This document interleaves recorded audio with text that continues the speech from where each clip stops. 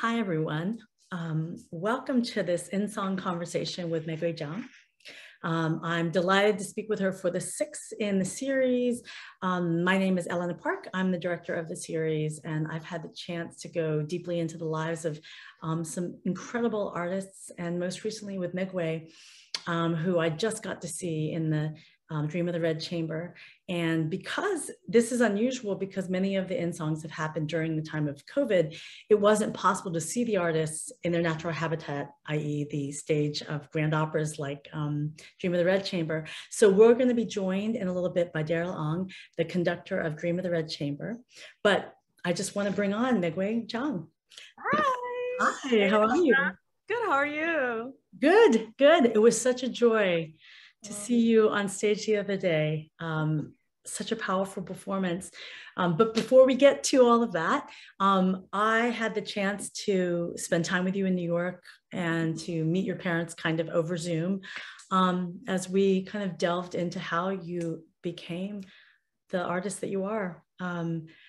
So I guess let's do this, Meigui. Why don't we just play a clip from the end song in case people haven't had a chance to see it, or even if they have watched the episode, I can ask you questions about what we see on the screen with your parents. So if we can just see the first clip. Great. My mother teaches Chinese folk singing. 你回来啦？哦，好好学哦。好好。 At that time, we couldn't have the money to buy apartment, so I kind of grew up in this conservatory. 我们就住在琴房的1楼。我小时候喊他，快点练琴喽，练琴喽。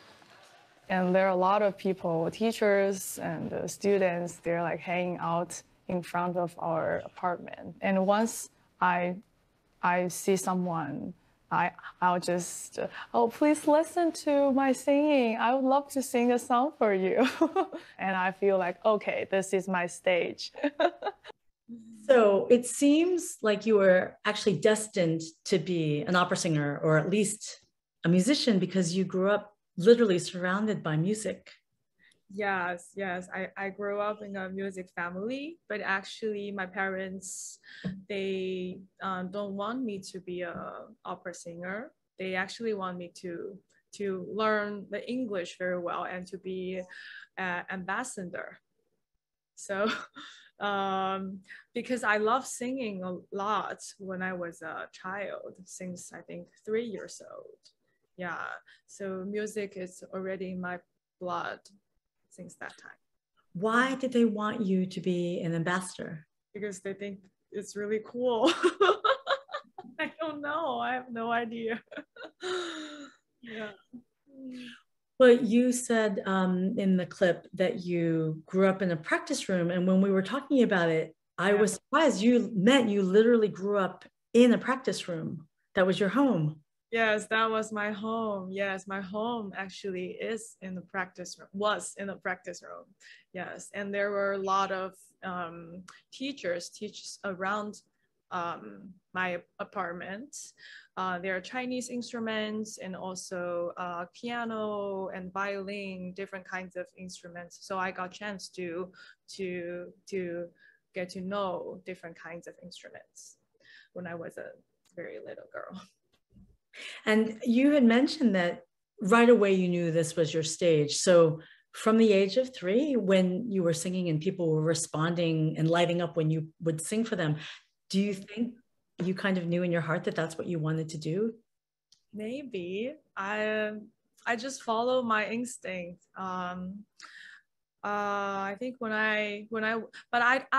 I actually didn't know singing is gonna be my career. I just love singing and I enjoy people listening to my voice, and they seems really happy about what I'm doing.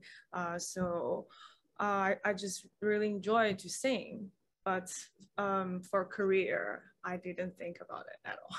Mm. At what age did you begin to think it was something you might be able to make a living doing? At middle school, when I got the CDs from my Maria Callas CD from my father. It's like 13 or 14. Mm-hmm. Yeah, and I totally fall in love with opera. And your father, you said your mother's, can you talk about the different kinds of singing that they both do and teaching that they both do?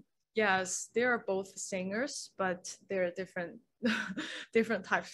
My mother teaches Chinese folk singing, so she sings lots of we call it Mingge, Chinese music, especially folk songs. My father, he is a classical singer, so he's a tenor. He sings opera.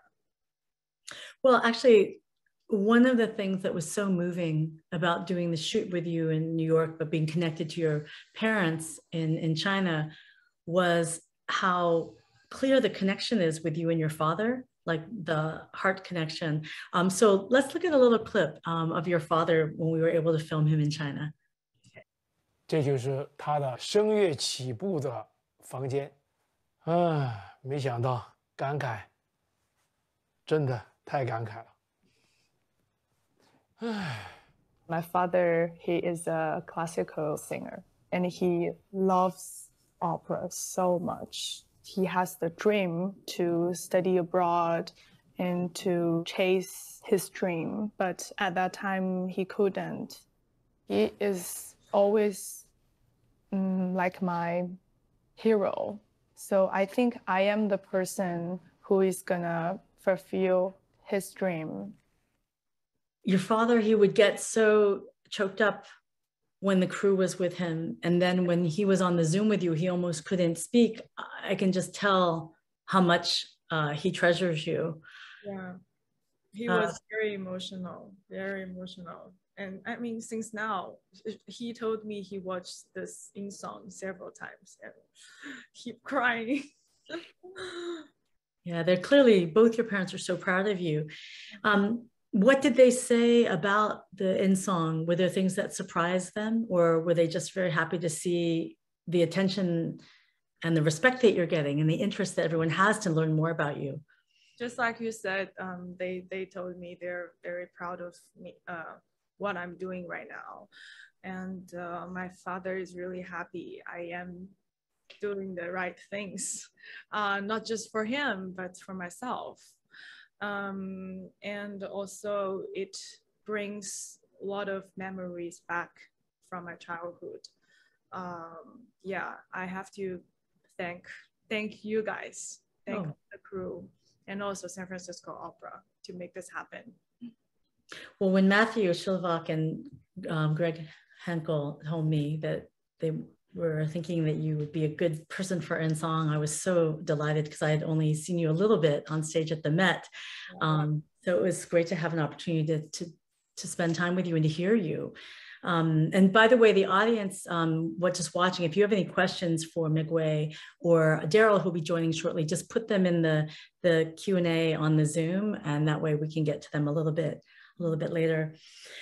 So now I'm curious, when you had told me that you feel like you're the one who's going to fulfill your father's dream, I thought maybe your parents wanted you to be a singer, to go out into the world and succeed in this field.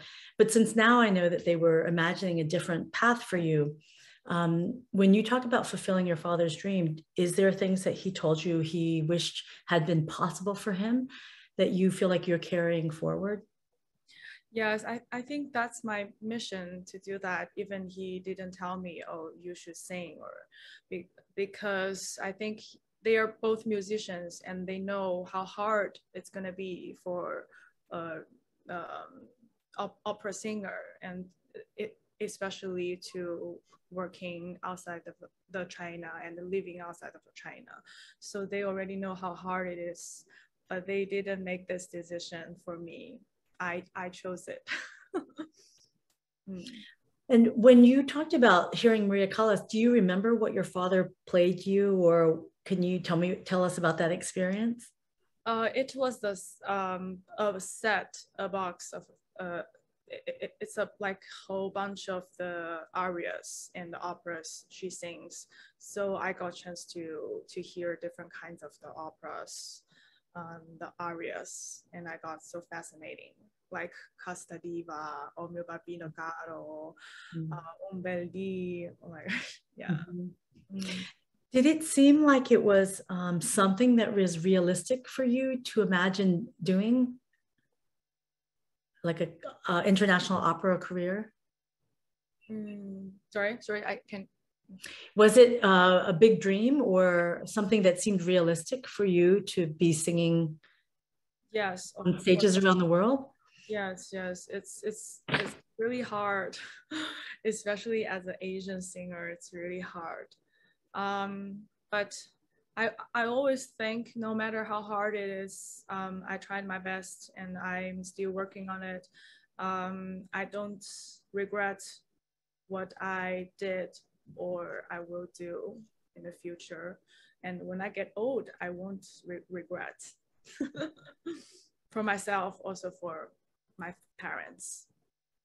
And when you say, especially for someone who's Asian to succeed, can you talk about what makes it harder if you're an Asian person in this field? Yes, because I think because the first things is the language. Like we have to get into this new environment and to learn the new languages. It's not just English, it's also about German, French, Italian. So the first thing I think language is kind of essential for us. And also we have to get into the cultural, you know, it's really different. Like when you live in another country, you have to really put yourself into this new environment. Mm-hmm. Yeah. Well, one of the people who was key to your journey was Madame Zhao. Yes. So we'll play another clip from the In Song where you talk a little bit about her. Mm-hmm. I went to the Shanghai Conservatory. I studied with Madame Zhou. She's like a legendary of the Chinese vocal history. She's the person who totally opened my world. And then I go to United States. 拉来，拉到这儿来盘盘，拿过来。起起来，哦，起起来。It was really difficult for me because my English was not good. And I can't go back to see my family very often. Oh, I need a tissue. 很漂亮。哦，子妮。哎呀，好想哭。不激动，不激动，不激动。哎呀，看 Lucky 都哭了，看 Lucky。哎呀，这个颜色上镜头特别好看，那个衣服。谢谢。This is the life of the opera singer. You have to go see what the real opera world is like.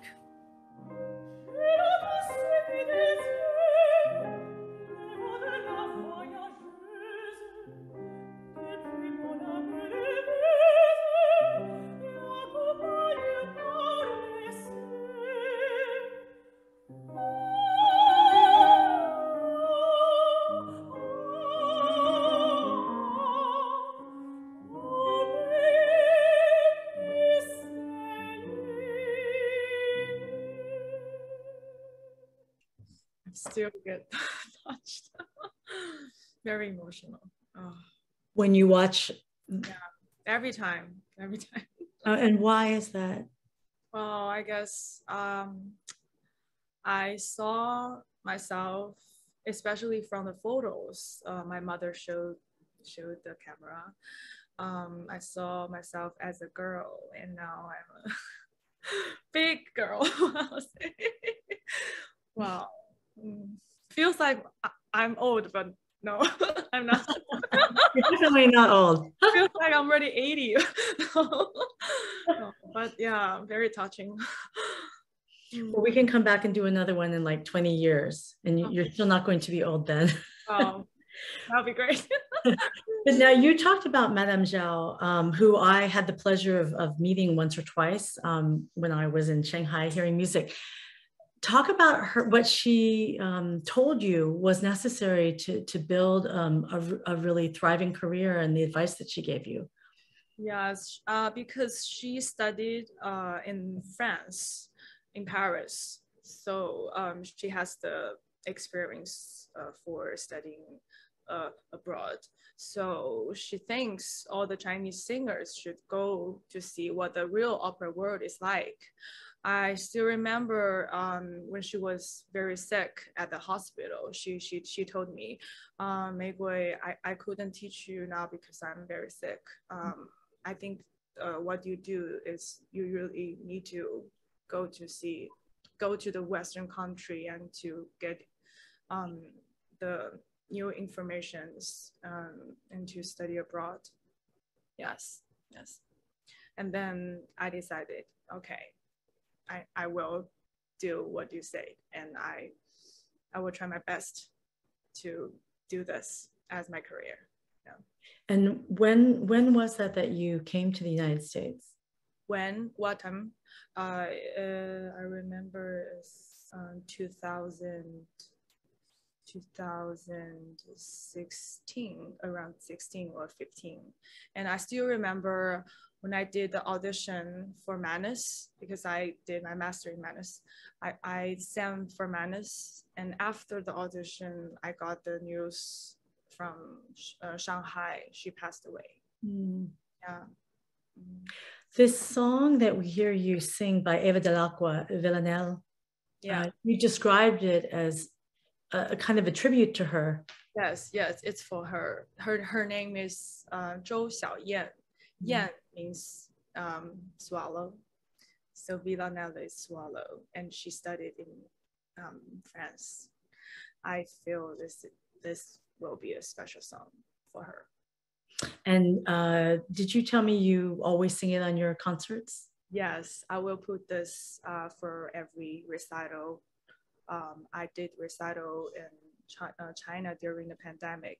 So every time I will put this song for her. Yeah. It's a very hard song. I mean, not for you, but I remember when you first suggested singing it for the recording, it's usually orchestrated and the voice is very exposed. And when we talked about this, you were so confident, and when you sang it, it's like the most relaxed thing, because I think you have it in your body and your spirit. Yes, I actually a lot of people doesn't know this song very well. When I first heard this song, I feel really connected with this song. So I think I'm gonna sing it from my heart. Yeah. Well, the other person we hear about in the little film is Conductor. So I know that you've had some pivotal experiences both at the Merola Opera program here at San Francisco Opera, but then you were recently at the Met with the Lindemann Young Artist Program. Talk about working with Ken. It sounds like you've spent a lot of intense time together, coaching, working through music, playing together. Yes, it was a really good time. I learned a lot during the Met Lindemann program. I remember Ken is sometimes he's kind of serious and he has very strict requirements. So I learned a lot from him, actually. Yes, I learned a lot.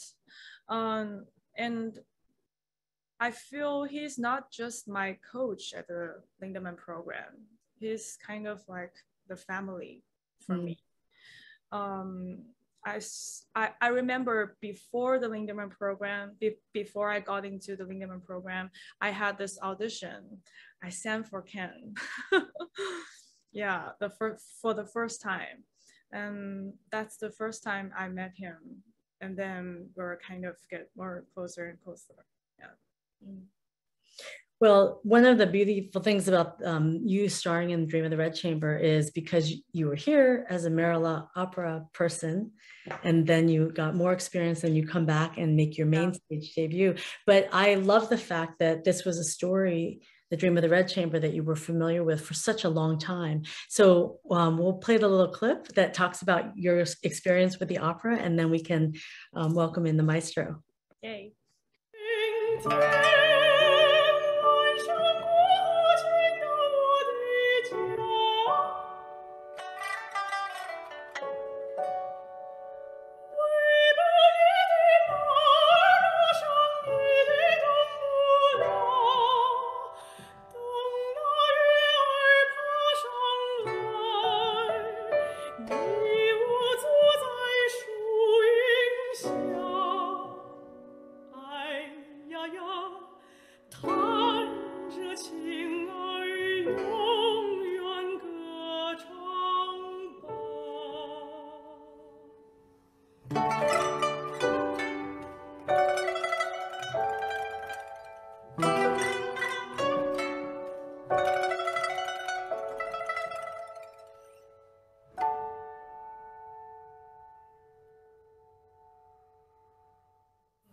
我觉得很棒，我们可以先这么默契的合作一下，然后之后再到旧金山合作另外的一个乐器古琴。对对对，6月份的《红楼梦》，我对想知道你的风格，到时候我会用古琴来帮你的林黛玉这个角色来伴奏。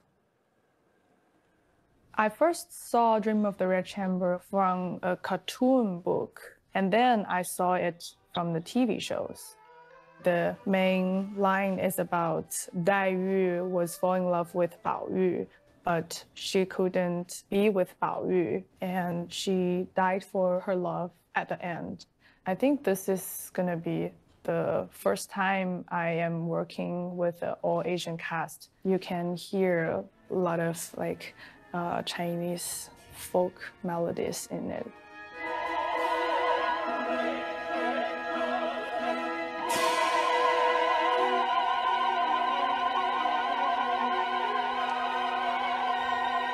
You're such a graceful and relaxed piano player. Is that something that you do a lot? I studied the piano when I was 7 years old. Yeah, and my major was piano when I was high school, the musical school in the conservatory. Yeah, for 3 years. Well, it was interesting to see you and Joey, the pipa player, collaborate for the first time, because when you picked this Kazakh folk song, there was a question about whether it should be for dombra or pipa. Right. And I don't know if you remember, I didn't have the concept to play by myself. And then suddenly I said, oh, maybe I should play by myself with Joey. That would be fun. Yeah. So we tried a little bit, and then, yeah, it works really well. Yeah. Yeah. Well, since I want to talk about Dream of the Red Chamber, but we should welcome in Darrell Ang, your maestro, who's leading the performances in San Francisco. Welcome. Hi, Ella. Hi, Meigui. Hello. Hi. Such a beautiful background. Thank you. Thank you. It's virtual. It's a virtual background. So first of all, I understand the two of you have worked together quite a bit before. What's your history together? Well, first of all, I'm artistic director and chief conductor of the Sichuan Symphony Orchestra, which is the main orchestra of Meigui's hometown of Chengdu in Sichuan.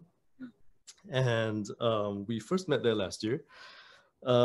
It's funny because we were in touch way before that. But we never met. We never met in person. I think also because I wasn't in China. I was stuck somewhere else in the world due to COVID. And then last year when I finally got back to China, and then there was this press release by the San Francisco Opera, and then she reconnected with me, or I reconnected with her, and we said, oh, hey, that's a familiar face, there's a familiar name. Let's meet up and let's get to know each other. And so I got to know her. I heard some of her recordings, and immediately at our first meeting, I made her a proposition. I propositioned her. I said, Meigui, let's do Mahler 4. I think that's perfect for your voice. And she said, yes, let's do it. You know, she had just, at that time, she had just sung it in was it Santa Fe, Meigui? Santa Cruz, one of those. Mm-hmm. And I told her that, you know, our orchestra will be doing Mahler 4 for its season opening concert in September. Why don't you come with us? And then thereafter, we're going to take it on tour around China. Please be a part of this project. And she immediately leapt at it. And then we became very good friends thereafter. So how does it feel to be tackling this particular opera and working together on Dream of the Red Chamber? We just heard about Meigui's familiarity with the story. Was it something that you grew up with or something you learned about more recently? Well, okay, it's not something that I grew up with, although as a child, I did know of Dream of the Red Chamber. I knew the story. And like Meigui, only got acquainted with Dream of the Red Chamber through it was a comic book that was published in first of all in English, with beautiful illustrations, but it was in English, probably not 100% accurate. But you know, it gave me a good idea what the story was about. It gave me a good idea what Qing Dynasty China was about. And when I was asked to conduct this opera, I said, yes, please. Well, first of all, because I know Bright, I know his music. I'm a big fan of his music. I always was. When I was a teenager growing up in Singapore, the Singapore Symphony very often played his music and even recorded CDs of his music. So Bright's music was something that it was not unfamiliar to me. I knew his musical idiom. I liked it. I even toyed with the idea, believe it or not, I toyed with the idea of going to Michigan to study with him. And so when this opportunity came, I told myself, you know, I have to do it, because first of all, it's a part of my own culture and history, but at the same time, it's really a piece. You can say it's a piece of my past, because Bright Sheng's music figured very actively in my growing up years as a young Singaporean boy in Singapore. When you say you thought about studying with him in Michigan, I understand you're a composer. So was it to study composition? Correct. It was to study composition. And how much are you composing these days? Close to zero. Too busy. Well, I'm a closet composer. I like to call myself, because I have these dreams, wild dreams, and these fantasies of writing big pieces. I mean, symphonies, symphonic poems, whatever. But they never come to fruition, because when you're a conductor, you have no time to compose. Well, I saw that because I was curious. I saw you studied with Esa-Pekka Salonen, and also Lauren Mazel, who were both conductors and composers. But it's so hard to balance it. You talk about the musical idiom of Bright Sheng. I'm curious if you and Meigui can just talk about the music itself, like what you love about Bright's music and kind of the things that you hear in it. Meigui first. Yeah, about the music, I think my part of the melodies, they're all beautiful, very beautiful. When I talked with Bright, actually, he would like to ask me to show different side of Daiyu, which is the inner part of Daiyu, never showed to the audience before. So it's like more stronger and powerful inside, because she comes with a very fragile, soft appearance, but actually her inner part is very powerful and strong. So from the melody, from the opera, the first act will be like a soft, gentle kind of fragile girl, but the second act, when she is on stage by herself, she actually is different girl, more stronger and powerful. As a performer, as a conductor, I feel that Bright's music is very effective. It's very communicative. It immediately, I think, it immediately speaks to its listeners. He writes in a very neoclassical, neo-romantic, somewhere in between kind of style. And I think, especially in this opera, Dream of the Red Chamber, for Bright, it was necessary that his audience, his listeners, emerged from the hall, probably maybe not whistling its tunes, but remembering what it sounded like. And I think Bright really achieved that in this piece, in this opera, because it's like Meigui said, especially Tai Yu, when she starts, every time she opens her mouth, it's a beautiful melody, you know, and coupled with her incredibly beautiful voice, I think as a listener, once you've experienced Bright Sheng's Dream of the Red Chamber sung by this all-star Asian cast, headed by Zhang Meigui, I think I strongly believe that you would have experienced something unforgettable. Definitely. And also I think Bright has the right elements for every characters. Like when I open the mouth, it's Dai Yu. When Konu open the mouth, it's Bao Yu. Yeah, it's really amazing. Yeah. Meigui, you were talking about your Act 2 aria, and we have a little clip of that. Can you, if the audience hasn't yet seen a performance, and I see some people in the chat are either going later or they're gonna watch the live stream on Sunday, which is live, and then you can watch it for 48 hours. But can you just introduce the clip that we're about to see? Yes, this aria we're gonna play, which is the second aria I have, When the Beauty and Fragrance Fade. This is at beginning of the Act 2. So Dai Yu, she is bearing the petals, the flowers, because she thinks the flowers are clean and beautiful. They shouldn't be on the ground and nobody cares about them. So in the aria, she said, who cares for the fallen petals? And also this is also talks about herself. Nobody cares about her. And she buries the petal also means buries herself, because she realized she is too sick and she's gonna die soon. And she has no hope for the life, and very disappointed, and anger, more anger of the fate. Yes. All right, let's watch that clip.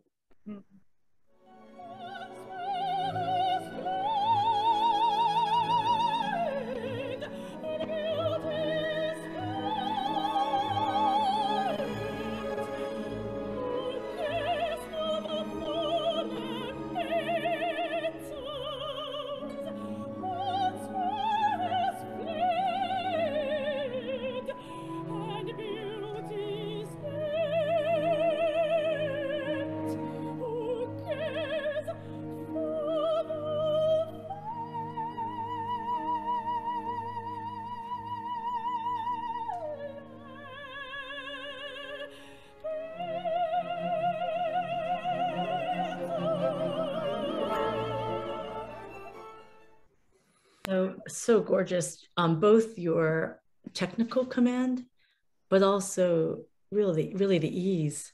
So we can just be drawn into what you have to express. It's just so powerful. I want to bring in some of the questions that are coming in. Catherine Schuler asks, please speak about what it was like developing the role of Dai Yu and singing in an opera with a Chinese story rather than Italian or French or other flavor. And she adds, I saw you at the dress rehearsal, beautiful. So Meigui, if you want to answer that, and then Maestro, from your perspective, working on an opera with a Chinese story. Me first or Maestro? Yes, please. Okay. First of all, thank you so much for coming for dress rehearsal. I think there's no difference for me to sing no matter what language it is, whatever it is, English, Italian, or French. My goal is always to bring the real character for this opera, from the novel onto the stage, to the real stage. I want to show this character in the real life, So I want to try to bring this character more fresher. And I'll say because they did the opera 6 years ago for the premiere. So for this time, I'm thinking to bring a fresher one. And I think my approach to the work never changed. I have to show the real characters, no matter how the language it is. Yeah, that's what I'm thinking for Dai Yu. On my end, I think it's a very good question here from Ms. Schuler. It is, well, it is slightly different preparing an opera that is not either Italian or French, in the sense that there are, you know, if you were playing, I don't know, Puccini or Verdi, standards have been set. You know exactly what you need to do. You know exactly where you have to go. You know exactly what your priorities are. You know exactly how the opera should sound. But I think in a brand new work, and especially one that doesn't conform to typical operatic, I would say, boundaries, like in French or Italian opera, then you're starting on a completely brand new slate. But I think everything else remains the same. So as a performer, you have to do your research. So what I had to do, I had to reread. I mean, gosh, it's impossible to reread the entire volume. I mean, it's huge, but I had to revisit Dream of the Red Chamber, the novel. I had to do some research on the characters. I had to know very, very clearly, at least for myself, how I wanted the singers to portray the characters within. Yes. I had an idea how they sounded like, because I also had to research on the cast, but at the same time I needed a very convincing sound picture within up here, as to how the entire opera was going to how it was going to take shape, how it was going to sound like, what I wanted to do with it. And so all those things with regards to preparing an opera, with regards to preparing a piece of music, all those stay the same. But then again, you have also details like, for example, yes, it's a Chinese story, but then the libretto is in English. And then there are little details regarding Chinese history, or I would say the habits of Chinese ancient people in the Qing dynasty, in Qing dynasty of China, how they would behave, how they would think, how they would perhaps speak a certain phrase, how they would move. And when you're thinking about all those things, and then you're putting the music on top as a final layer, all these decisions that you have to make when you're an interpreter, of course, I think would slightly differ when you're, say, performing Rigoletto. And nowadays, a lot of opera houses, or directors, they love to transplant these operatic classics into modern day scenarios. So you have Rigoletto, or I don't know, God forbid, Tannhäuser, Die Meistersinger von Nürnberg, and they're in suits and neckties. Okay, that's one way of looking at opera. That's you can agree or disagree. But then again, when you have a piece like this, Dream of the Red Chamber, you can't have these guys walking around in neckties and suits, because that completely detracts from, number one, from the understanding, from the purpose of this opera, and from I think from the raison d'etre of actually performing this work. So for me, delving myself into the I would say the history, the reason behind this novel, and the reason behind bringing this novel to the stage in the form of an opera, all these things figured very, very strongly in my preparation of it. I also have a question for Maestro. Yeah, because when I'm preparing this role, I reread the novel again from last year, because I know it's a long story, but in this opera, we only show the main line, only the triangle relationship with Dai Yu, Bao Yu, and Bao Chai. But I read the whole thing again. I knew you read this novel when you were a child, right? The cartoon version. This is I think it's the third time I read this novel. So every time I feel a big difference, and I kind of know each characters, especially Dai Yu, a little bit different and more deeper and deeper. I don't know if you feel the same way. And do you feel every time you read this novel, you will have some new thoughts and ideas? Yes, for sure. I think that goes without saying, but I tell you what, I think I had a greater understanding of how Dai Yu should be, or how she actually feels like as a character, as a person, how she was brought to life, only when I saw you in it. I mean, I think I have you to thank for, because without you portraying Lin Dai Yu, I probably would have just this really very rough sketch of her in my head. But you brought her to life, and you did it so amazingly. Thank you. I want to bring in some of the comments that people are making. Jian Chen says, "Hi Meigui, really happy for you and looking forward to your performance tomorrow night. Will we hear you sing some Puccini and Verdi in the future?" I hope so. Yeah.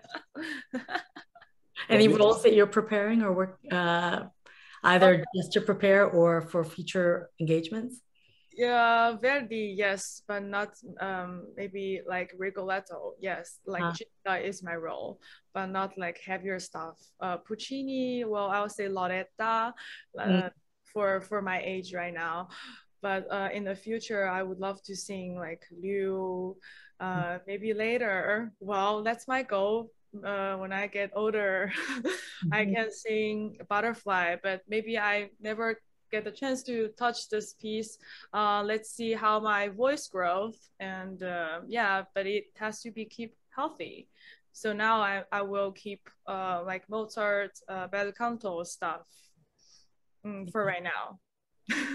I mean, if they're prepared to travel all the way to London, Covent Garden, the Met in New York, the Vienna State Opera, all the big opera houses, that's where she's gonna be. She's gonna be a star. Meigui's gonna be a star. Oh, thank you, Maestro. A couple other comments. So Haiyan Lan wrote in Mandarin, I believe, which Joanna Lee helpfully translated. Meigui, I'm so proud of you. I'm a graduate of the Sichuan Conservative Music. I live in the Bay Area. Your father was a student of my father. What? Yes, really, really proud of you from my heart. I really like your singing voice. And oi, I'm not sure. But Catherine asked, somehow this version and performance felt very different to her from 2016. I don't know what SF Opera is doing differently, but it feels different and new and more Buddhist in an intriguing way. Now, I know that Bright did some slight revisions, I believe, but I'm just wondering if you want to, either of you want to answer this comment about it feeling more Buddhist, because I know there's a lot of Buddhist and Taoist kind of principles embedded in the story itself and then in this interpretation. Maestro?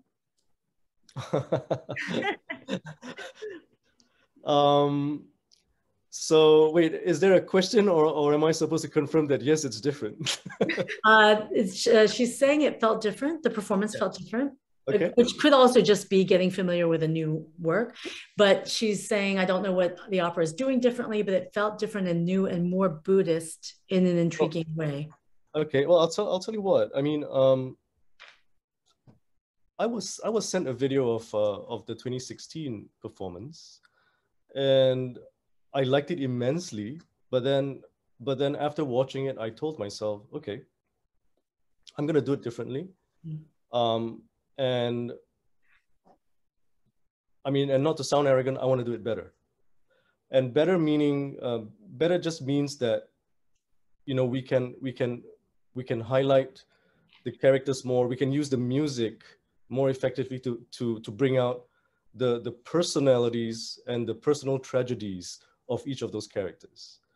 And then also to I think to shine a light on you know, certain details inherent within the music, inherent within the singing, to I think to reach a broader audience, because and even Bright will tell you, I mean, the 2016 version was not edited. I mean, he went home after 2016. He looked at it and he thought, okay, you know, he can tighten the drama. He can make it sound more effective. He can make it sound more compelling. And so I met Stan Lai, the director, in Shanghai. Actually, no, I met him in Wuzhen. This was last year in October, because and Wuzhen is this very, very beautiful a little town full of little canals. It's like Venice. But it's a Chinese, beautiful Chinese little version of Venice. And Stan has this really successful theater festival that he's been running for years.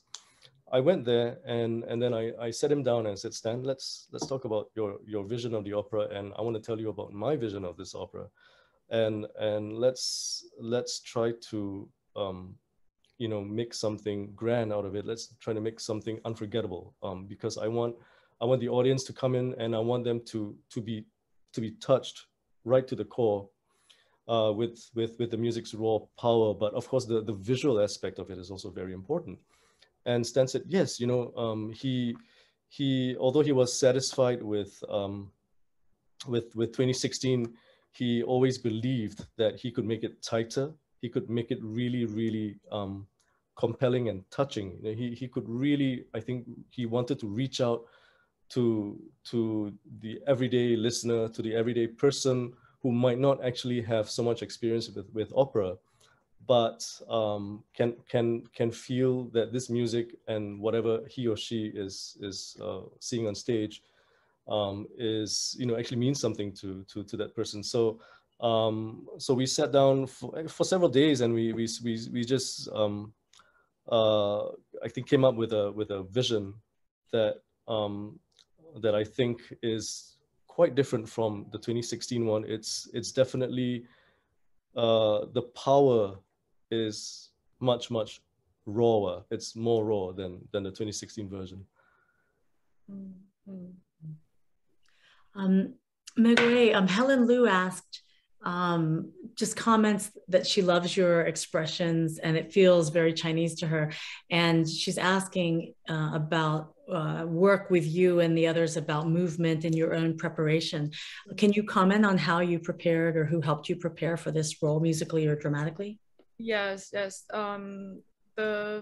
The first thing when I got this role, the first thing I was doing is to look at the score, to look at my part of the music, and to give me a big structure about my melodies. And then I look at the video from the 6 years ago. They did the premiere. So I kind of have this image and how this opera will sound like, and the like the whole structure. Because I know these characters a long time ago and since I was a kid, but I still have to read the novel again to discover this character, dig into this character, I'll say. And you know, when I sing this opera, And when you read a novel and the transform to the stage, it's a little bit different. It has to, I'll say, I want to show more powerful side, because the fragile is easy to show to audience, the softness, but the powerful, the strong inner part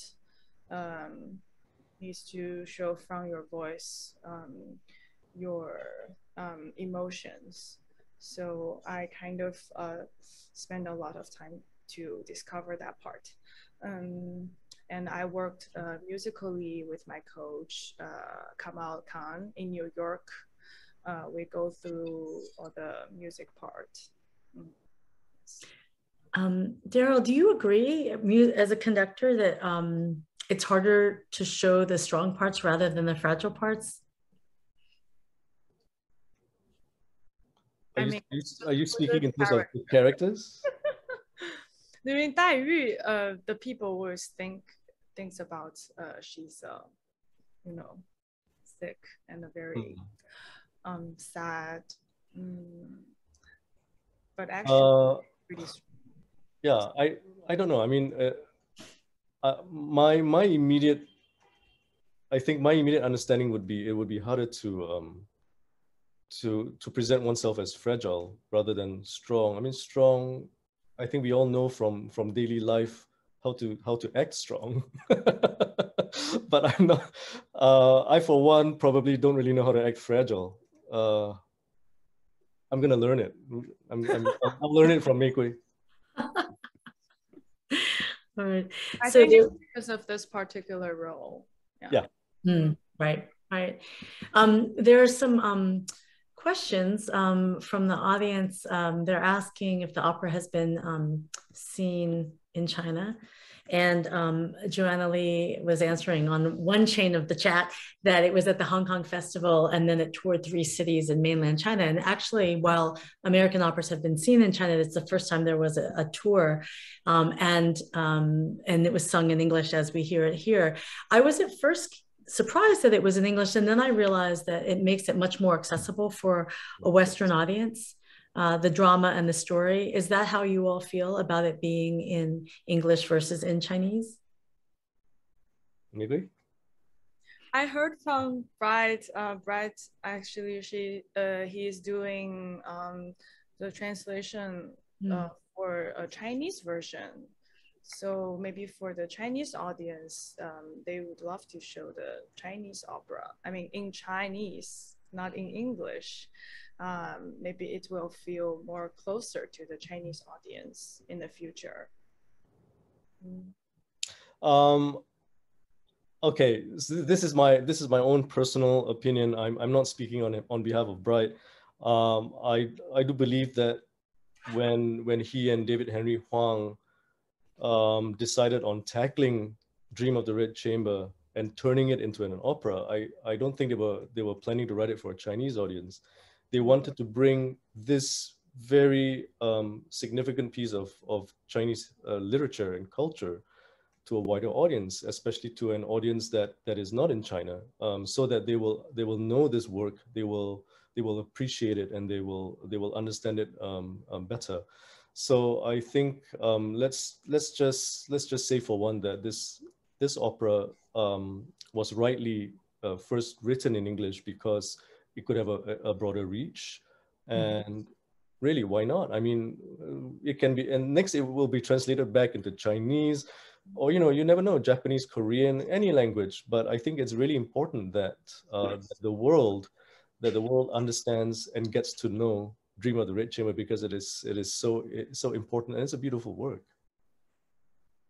I am now very interested in reading the novel, and then I was reading some things that Stan Lai, the director, had written about it. I didn't realize there were 40 characters, and then for the opera version, it had to be winnowed down to 7 to have only an evening length piece. And also, I have to tell you, I don't know whether I couldn't see it coming, but when the emperor arranged for the marriage of the 2 families so he could take the fortunes of both, I was so shocked. And I guess you know the story, so you knew it was coming. But I can understand how this is kind of Shakespearean in scope. Yes. And the depth of the tragedy and the power and the the love that can happen as a result of these larger forces. So I have to say I'm very, very interested in learning more about just the novel and to dive into it myself. There's a question from Jeff McMillan, who's one of the great staff members of San Francisco Opera. He says, Dayu's final scene was extraordinary on opening night.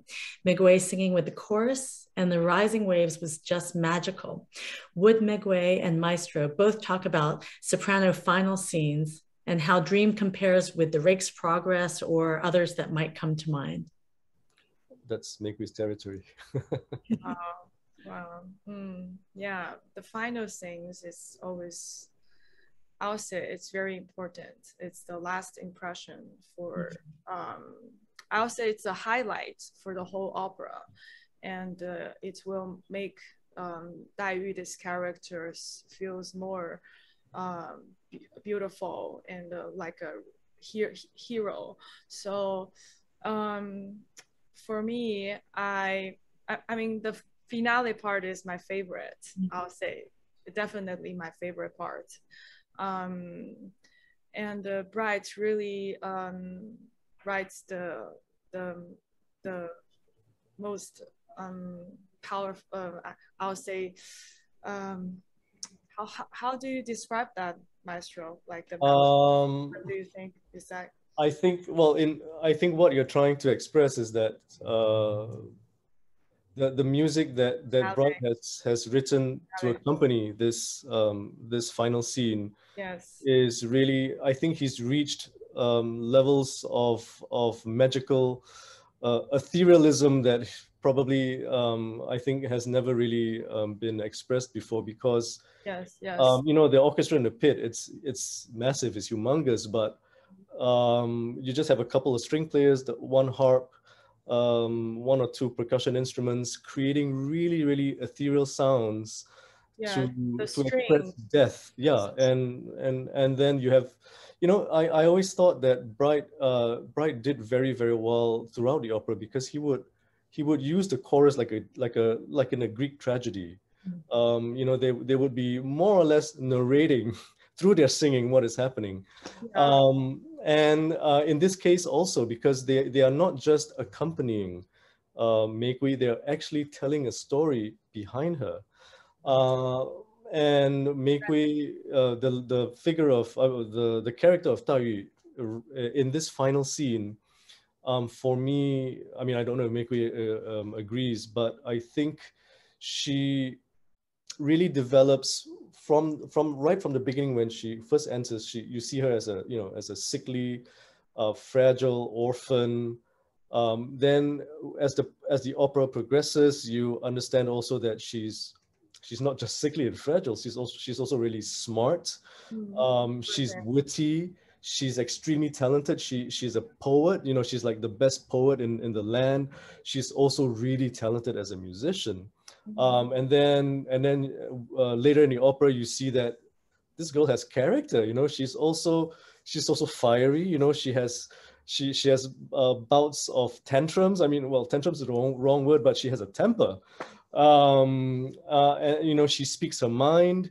And then towards the end, you see that, wait a minute, right at the end, you actually understand that she's not weak. She's not fragile. She's actually really strong inside. She's not afraid of death. She's not afraid of dying for love, for her beliefs. She would rather take her own life rather than let others take it from her. I think she fights for the love and for the freedom all the time. Yes, and also from the staging, musically, they both support me to sing this finale. And when I do my final notes, which is pianissimo high notes, I feel very supportive from the string players. Yeah. I'll thank Maestro. My job is my duty.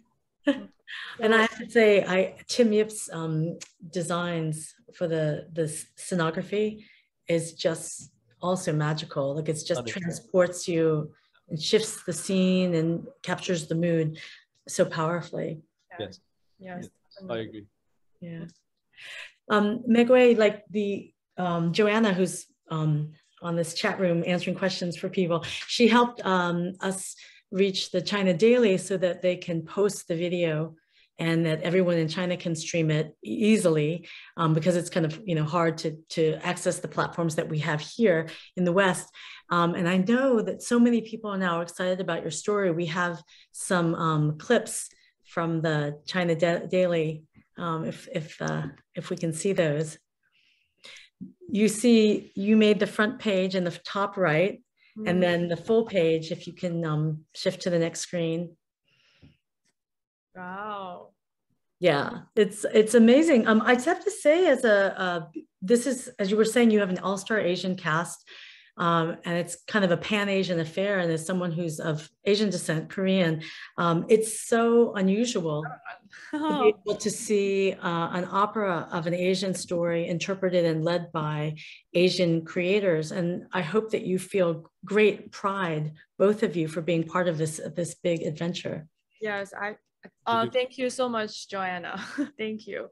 Yes, I feel I'm proud to sing this opera, and I feel very grateful I can be in this cast and to share the beautiful music to the audience and to show the most beautiful Chinese treasure, the novel, to the world.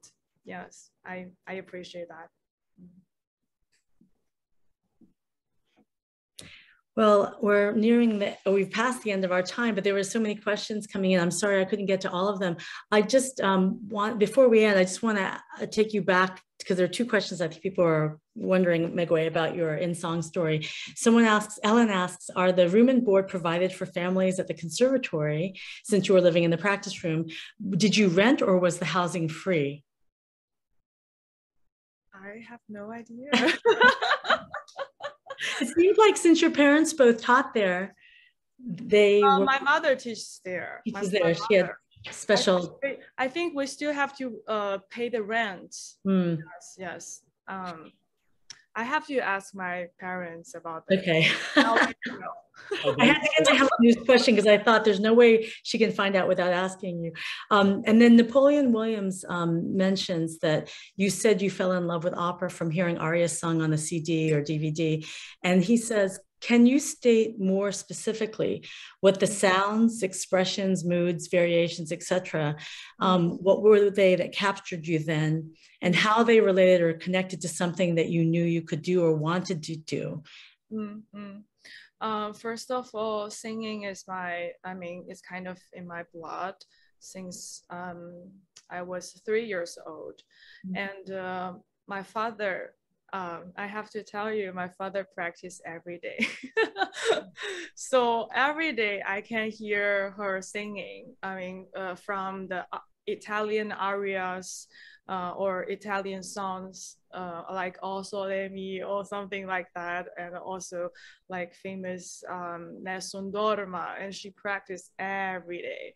So I kind of got much influence by those the classical music.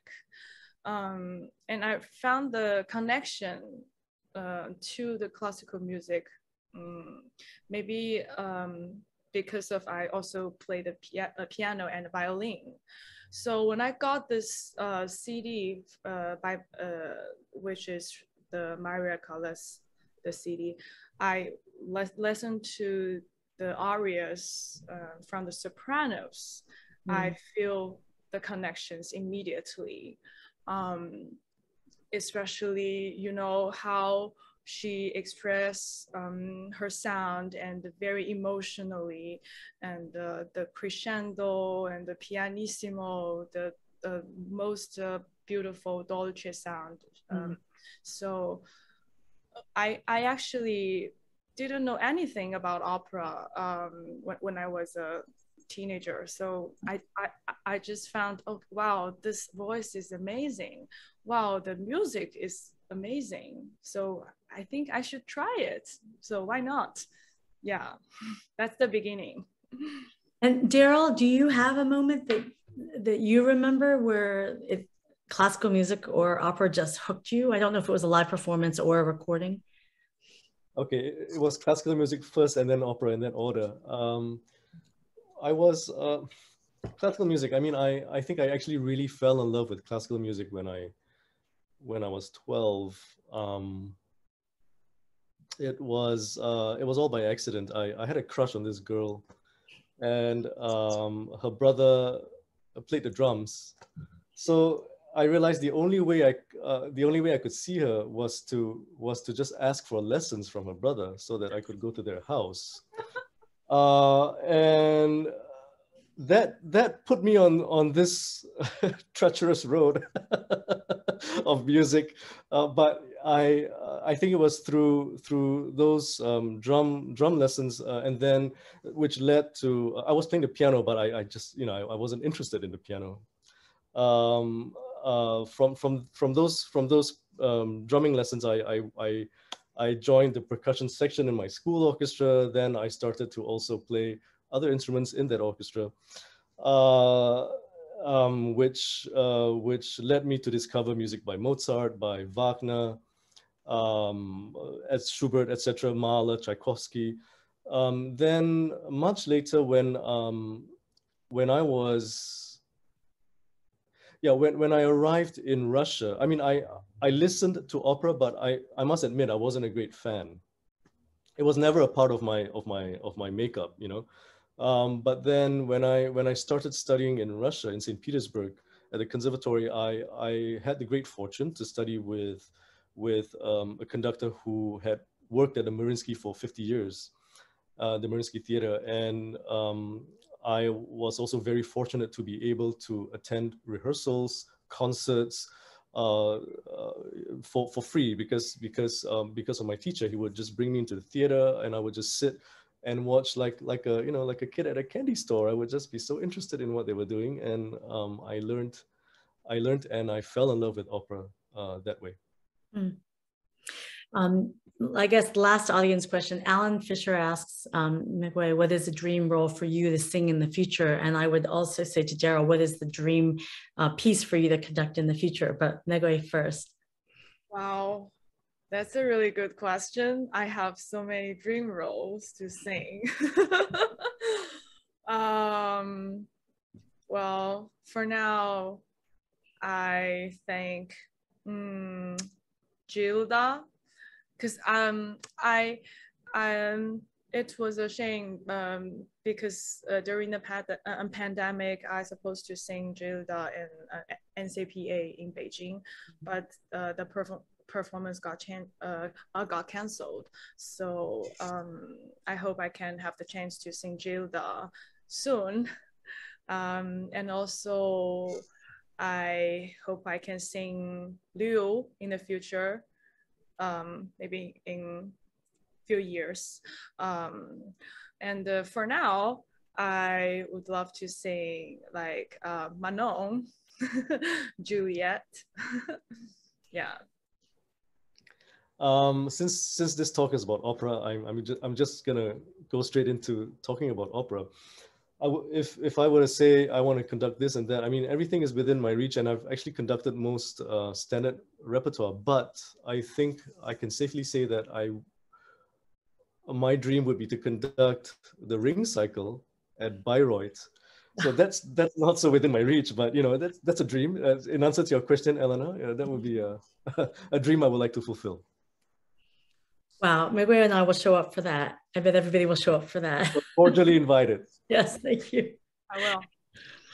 Well, thank you both for joining me, and to everyone who's watching and wrote in questions. I just want to remind everyone you can still see a performance because it's Dream of the Red Chambers on stage through July 3rd. And the live stream of this is this Sunday, and then you can watch it for 48 hours after that. And just because Meigui sings this beautiful folk song, as well as the Eva de Aqua piece and Mozart in the in song, I hope you're able to tune in to that anytime online.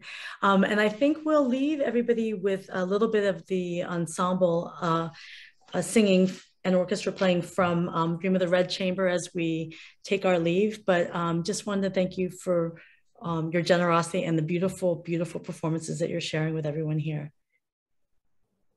Thank you, Elena. Thank you, Elena. Thank you, everyone. Thank you. Nice meeting all of you.